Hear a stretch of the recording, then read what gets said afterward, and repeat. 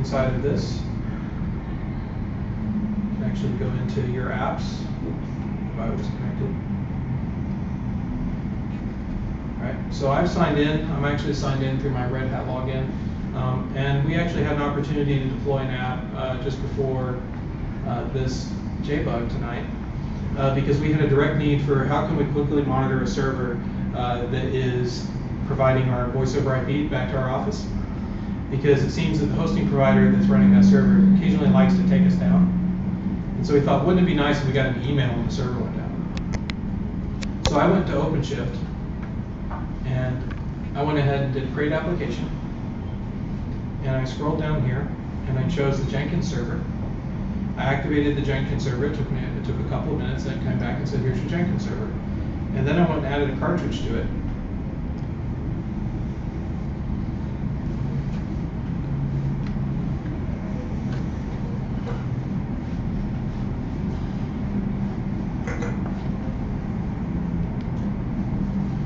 That cartridge is the Jenkins client cartridge, which enabled me to basically activate my Jenkins instance and start running scheduled jobs on it. And so through this, I was able to get access to Jenkins. So if you guys aren't familiar with Jenkins, it's a continuous build environment. And one of the features it allows you to do is you can write a job, and you can have that job execute on a schedule. Other things that you do with it is you have it pulled from SCM whenever there's a commit, and build your code, and things like that. But in our case, we just wanted it to run every 5 minutes and make sure a server was up. So I quickly put this job together, and you can see it's run 37 times on every 5-minute interval. And this is all running on top of Openshift Online. And you can see that the job is extremely consistent, as it should be. It's just executing a shell script here. And I was able to, through the job config, just set up a script task that says, go ahead and ping this server and give it a second try. And assuming everything is good, then quit. If it's not good, then send me and my colleague here an email so that we can essentially open a ticket and say, hey, why did you guys shut our server off? And so that's been working really great for us. How long did it take you to do all that? Including the script writing, less than an hour. I mean, I just set it up, explored with it for a little while, configured it to host an executor on the master. Just one executor, made the job, wrote the script. Googled the Google SMTP settings, and started it off. So you can see at the very beginning, we've only ever had one error that broke the build, and that was actually my fault. Because if we were to see the console on that one,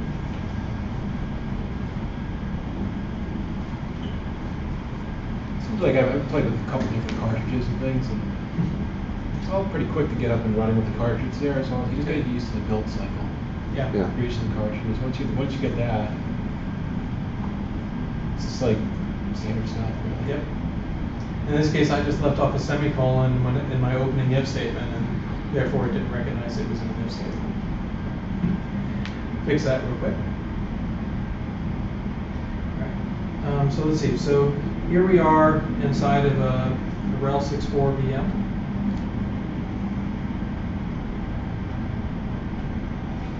And I can actually open a terminal in here. And because I have the RHC client installed,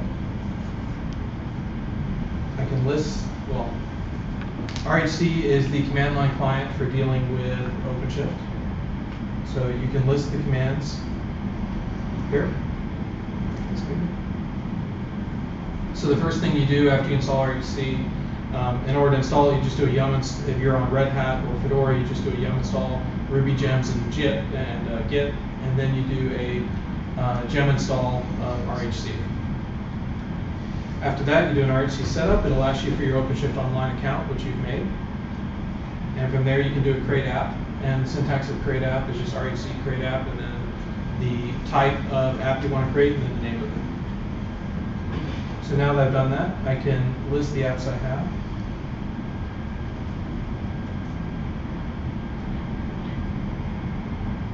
And this will connect out to Openshift Online and retrieve back what's in my repository here. So we can see that on my monitor shadowsoft.rhcloud.com account, I have my Git URL, which I could use to make direct changes to the code that's been put here, and then push changes to it. I have one here, which is the Jenkins server, and then I have it here, which is the Jenkins client. Okay. So pretty neat so far. So let's say that I wanted to do a create app. And I'll let it tell me the syntax here.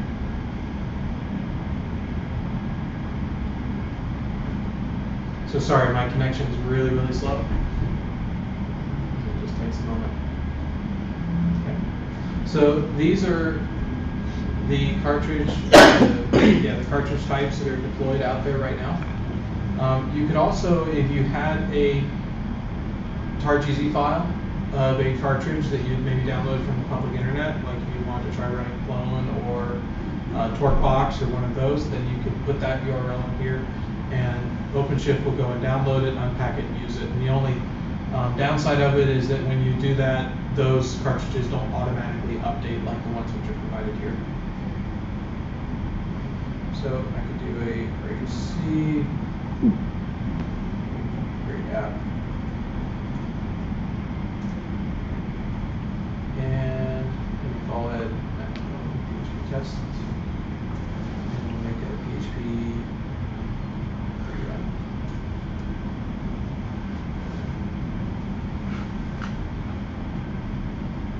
So the very same thing that I could be doing by clicking through the online GUI, I'm doing through the command line client.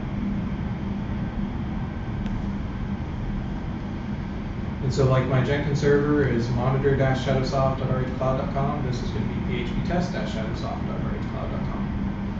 And whenever I access either of those URLs from the browser, it's going to come in, the proxy element which is going to pick it up and then route it to the node which is running my application.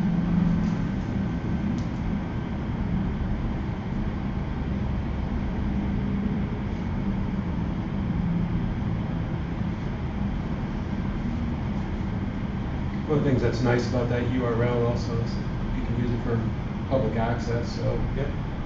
Real popular use case, one I've used it for a lot of, I know many more people that are using it for is mobile development. And you want to get that, you can have that mobile sim on your laptop, so you get that simulated look, but then we want to actually physically try it on a device or show it to somebody in QA or just, a stakeholder. You give them that URL and it'll run. That's cool. Yeah, it's very useful for startups. Oh yeah, absolutely. Yeah. So even with small gears, I mean, as small as they are, they still can do an awful lot with them. Yeah. And you're not charging anything for the first 3 gears, so it's like doing that with Oracle's cloud. Yeah. 30 days, get it done.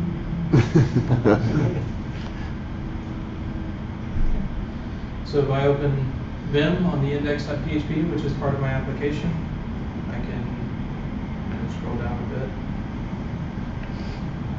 to the body. We have welcome to Openshift, and welcome to the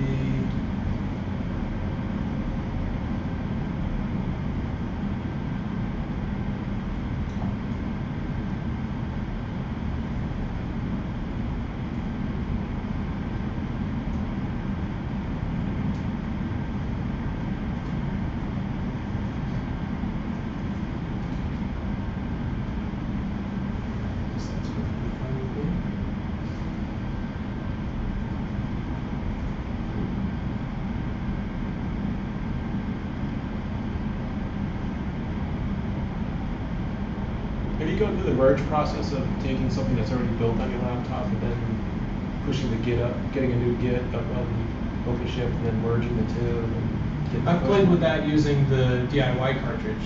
Okay. Actually on a personal account where I was playing with Flask, but not on my Shadowsoft account here. I haven't done that yet either. That's my next It's step. basically the same procedure that you would do with any Git repository, and that you would first initiate the repository, right? So you would create an app, probably DIY or a PHP. If you knew it was a PHP compatible app, then whatever. Right. Then you would take your files and copy them in, and then git add them, recursively, and then commit, and then there you go. Yeah. If you want to pull your history along with you, I guess that would be a little bit more complex. Yeah, I don't want to get you off track. I guess you have to merge the Openshift markers and a few other things. Right. And then it kind of goes. Yeah. All right. Yeah. I mean, if it were me, I'd probably start with a stub application and then merge in that way. Yeah, sometimes I just have an application that's already built and I just want to demo it publicly. So Right. the way around that, I can just push the WAR file up. Yeah, there you go. And that's, Yeah, so if you were to do an RHC create app on JBoss, for example, then it will actually stand up a whole JBoss instance for you. That means that you can mess with the root WAR.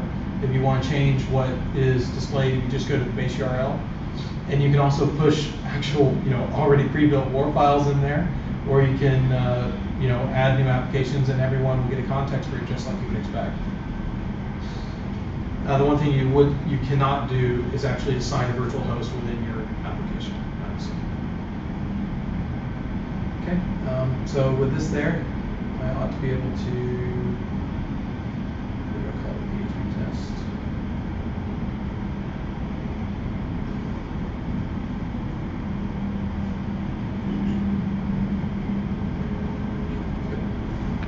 So you can see my changes in there right away.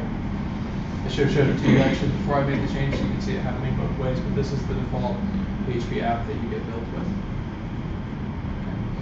And one more thing I'll show you here is if I launch VirtualBox, I've actually got the Openshift Origin from OpenShiftGitHub.io running here, so I can actually start my own instance of OpenShift.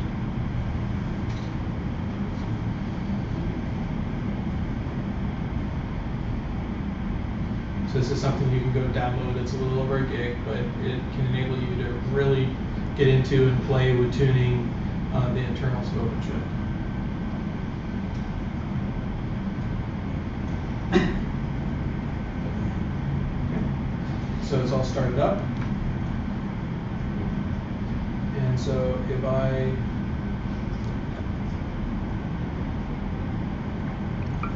my web browser here.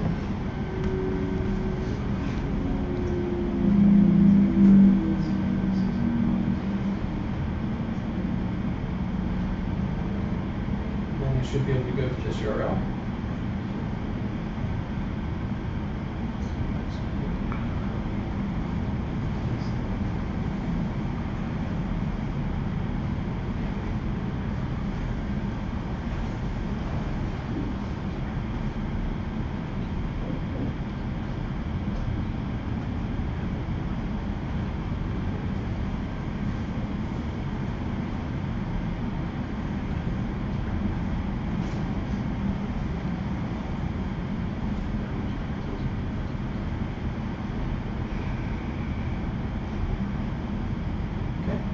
And this is an OpenShift that I'm running completely locally.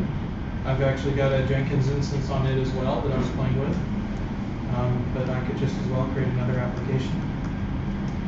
Choose what I want it to be, get a variety of options. And this is also great if you're developing and you want to play with some newer technologies, but you don't want to bother having to set up a whole environment on your machine. Like maybe it's your shared office machine, maybe it's your personal machine and you don't want to mess it up. It's a great way to just experiment at a level that's quite a bit above something like a vagrant pattern, but all the way at the level of the past where you can just quickly say, okay, I want to write a Django app or a Ruby on Rails app and get started. So in the same way that I could create an app on OpenShift Online, I could quickly go in and create a Ruby on Rails app here, and I'll call it Rails.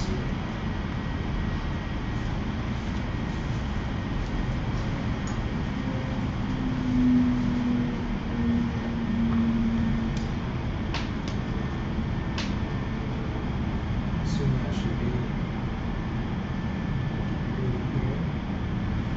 Could be due to my network just being so slow right now. Excuse me. Yes. So by GitHub, you kind of like have some kind of like a sample application chosen by. Yeah.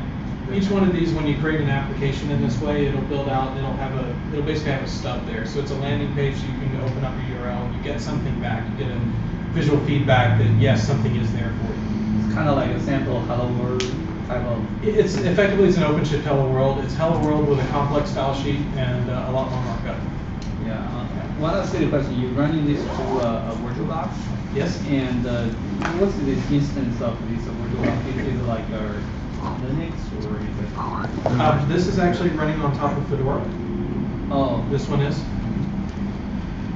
Because this is the Openshift Origin, which is the upstream community open source code that you can actually follow on GitHub itself. So you don't get a free RHEL license, with the download of the OpenShift VM. So you mean for OpenShift, if you're trying to once you get into it, there's a lot of these kind of sample applications with different technology already ready for you to pick up. Yep. More coming in. So you can use this kind of sample maybe as some kind of dearable starting point for your. I did, yeah. I think help me get started with a couple different things. It's more like a template type of thing. It's just a little placeholder. I think the description was good. It's something that's basic that lets you know it's a way. And then also, if you're not familiar with it, it can be a little bit of guidance for learning. Which that's what I found. It was like how is the EAP instance set up and using the file. So I just made another quick PHP app on this one. So it's PHP test 2, Mat, MVP, Mac Pro, OpenShift.local. And there's the whole world that we put out there. So now I can, on my host system, right, not my virtual machine, on my host system, I can now check out from that Git repository, make modifications to this without really needing to have the server up and running in my host, changing any of my host level configurations. And I can practice exactly what I might want to put on OpenShift someday or in my enterprise someday right here locally, but using this one. Any more questions? I know we've kept you guys here pretty late tonight. One question, I never tried OpenShift before, but I did try like Heroku a little bit a year ago. When you compare, they are kind of competitors to each other, or? You could call them a competitor. OpenShift is a lot more flexible than Heroku is in terms of the decisions that you're allowed to make. Also, there is no Heroku in your own data center. So it gives you that capability as well. Yeah, just now you try this sample application with different technology. Does Heroku give you that option? That seems like I haven't done a whole lot with Heroku myself, but I think it's mostly Ruby. It does give you multiple options. The PHP Java as well. stuff is kind of weird. It's not a normal Java environment. So this is going to be much more like what you're used to developing in, Right. with the rest of your career, right? This is very much more like you can put a war file up, right? So that's not such a big deal. Heroku is a different paradigm. It's very Ruby centric. There is no difference in terms of when you're, for example, I was using OpenShift last year when it came out. I took JBoss AS7, deployed it on this machine, and then used OpenShift. I can easily move the application from here to there, no difference. Okay. It's completely transformed. So. Yes, if you're coming from a Java space, this is going to get a lot easier for Heroku. In a Ruby space, actually it's pretty much the same in a Ruby space, but Heroku is very Ruby centric. And for the price you pay to stand up what do they call them in Heroku, the engines that you can actually run on, then you could grab a DigitalOcean server and deploy OpenShift on it and have your very own private pass. We also recently announced something called XPass, which is a strategic direction, which is going to allow OpenShift as a basis to run VPN as a service, integration as a service, basically the full middleware suite of the service that over time, that's our strategic direction. It's basically can host it all. It's great. It's nice and flexible. That's what you want. At least that's what I want. I want to speak for everybody. Yeah. And you I can wanna use be able to make any my own component of that choices. XAS independently, right? So you can have your application on your own, in your own space, in your own, and only use the integration part from, or only use the ESB from the XAS. Potentially with the iPads, and even there, as a subcomponent of your overall architecture, maybe you just want to integrate the SaaS apps that you're working, and then run another, full, eventually maybe JBoss Service Works, where your centralized service mechanics inside the enterprise. One of the things we didn't talk a whole lot about was the elastic scaling features. So if you take your SaaS app that you have in your enterprise right now, and you build it into a gear to be provisioned inside of Openshift, probably enterprise, right?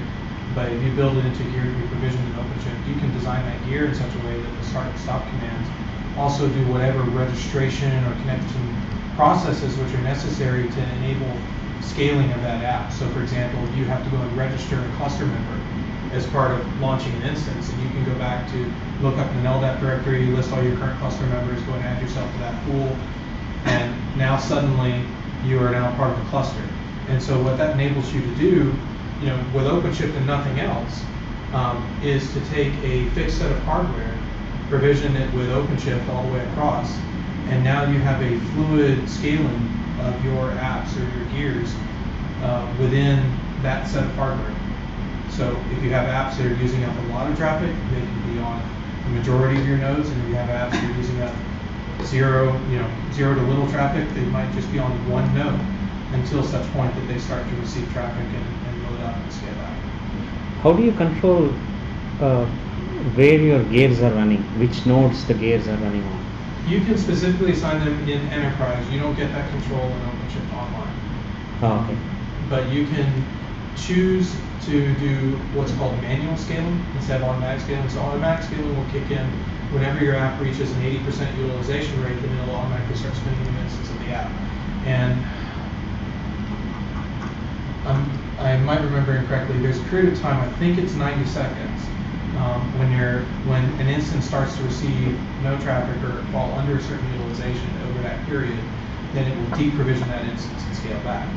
If you choose to use manual scaling, which you can do via configuration switch, then you can initiate new instances of your application of your gear stack to deploy out to another node using the API, using RESTful API.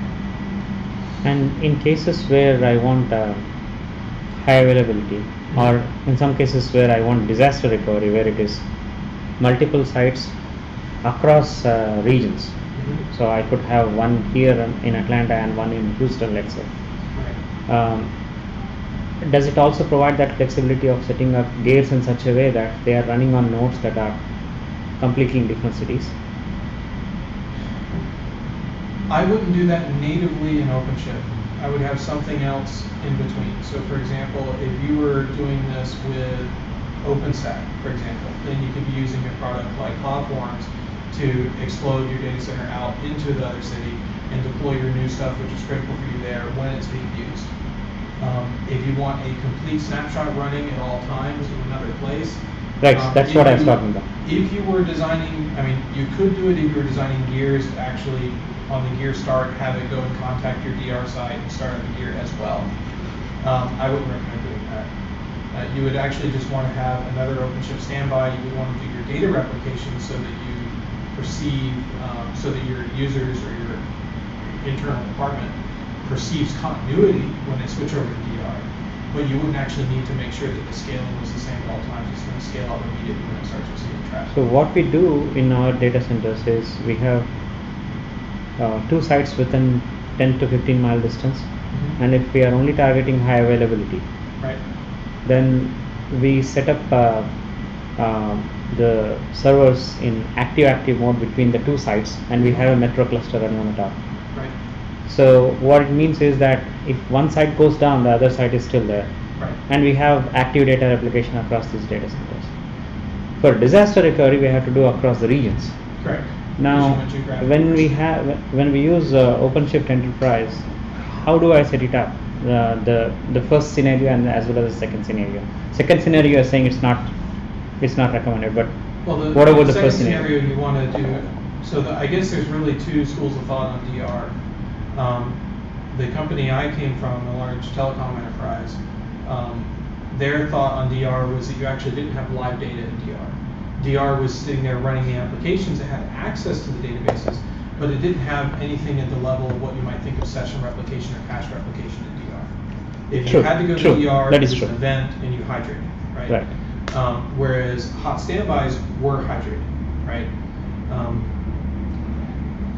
The Openshift model for a geographically near deployment, you certainly could have that full hydration model to where when your gears are running their start and stop commands, you could actually have them starting and stopping on the other side just as well. For the DR part, I would be more concerned about just making sure that the deployment steps, so when you said that this app is now up and running in my main OpenShift instance or instances, that I also make sure it gets deployed out there at the same version. So that's more of a A/B pattern where you say, okay, because this happened here, it needs to also happen over here, but it's totally planned. And so if at any point you do need to rotate traffic over, the apps are there, they're not scaled all the way out, right? Most of the environment is on standby, but it will scale out as soon as it starts receiving traffic. Okay. Any more questions? Talk? Cool. Thanks everybody for coming out. If you haven't signed in, so we know who was here, and we'll probably take a break in November and December with the holidays. It's tough. We may have one more in November, but again, we're looking for anyone who wants to speak, or if there's other topics you guys want to hear about. We got a lot of Red Hat folk that are in town here, and we've had people fly in as well. So if there's something you guys want to see, let me know. Yeah, Wildfly would be a good Wildfly, thing yeah. to look at. Just Wildfly in I'm general? talking about Java EE 7 Okay. Wildfly and WebSockets Okay. is another thing that's part of Wildfly itself. Yeah, that just went paid, right? It was this week, so. Let's see. So it should be. Well, it's always been out there, but the beta version now. And I think the WebSocket support was built into the new Undertow project. Which is, Undertow project, right? it Yeah, is. the website. Yeah. There was a presentation a couple of days back. Exactly, Not yeah.